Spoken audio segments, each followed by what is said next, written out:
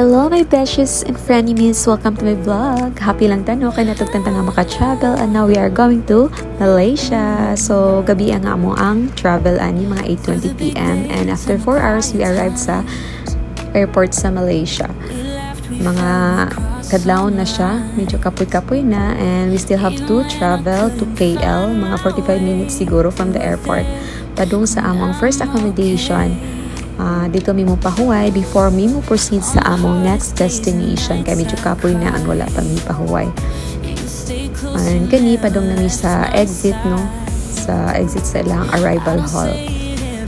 And now mo ni siya ang view sa amo ang hotel which is the Vortex Suites Hotel dito sa KLCC. Mo din na siya ang KL Tower.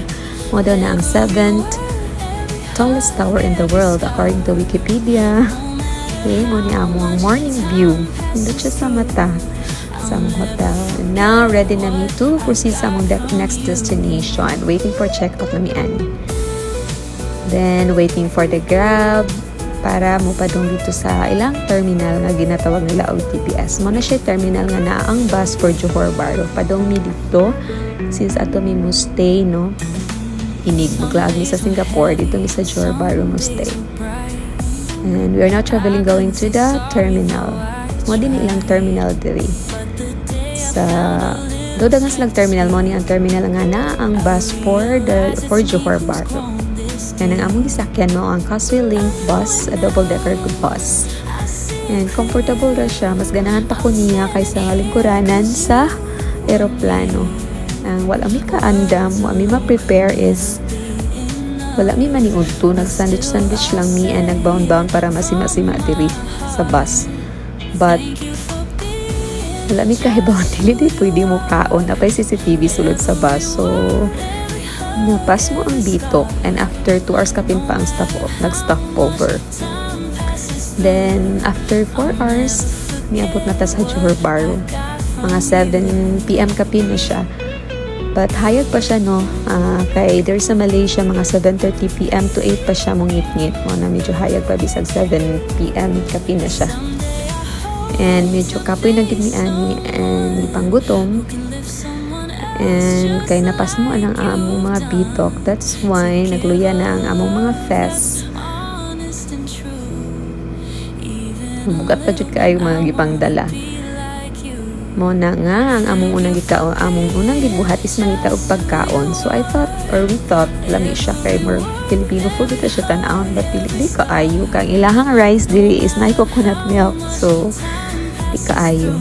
And dito na niabot na ni sa amo ang accommodation diri sa Johor Bahru. Nagstay mi dito sa The Esplanade Residences. Beside lang siya sa KSL City Mall. Nag-Airbnb lang di ay mi kay 9 mi kabuok, 7 adults and 2 kids. So okay na siya, nindot na po siya. Na siya 2 rooms, na 2 beds each room and napay mga extra beds. So siguro agad ming tanan and pwede mi magluto-luto and pwede manglaba and anything and ako po dihang sala. And mo din niyahang view sa gabi pwede sa amo ang hotel and nindot rasad siya sa mata, very peaceful.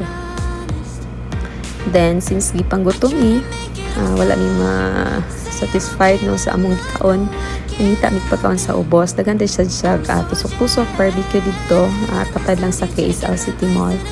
And happy na ang among tummy kay lami naman siya. Maka-relate naman ang mga chance sa mga barbecue dere. Kuan din siya 1 ringgit per stick. But kung ang ilang tusik is 2 or 3 ka sticks, 3 ringgit na siya or 2 ringgit. And morning, nangaon sa mi before matog or mapahuway. And nagkagubot na mi kay gipanggutom but happy lang. So that's all. Bye!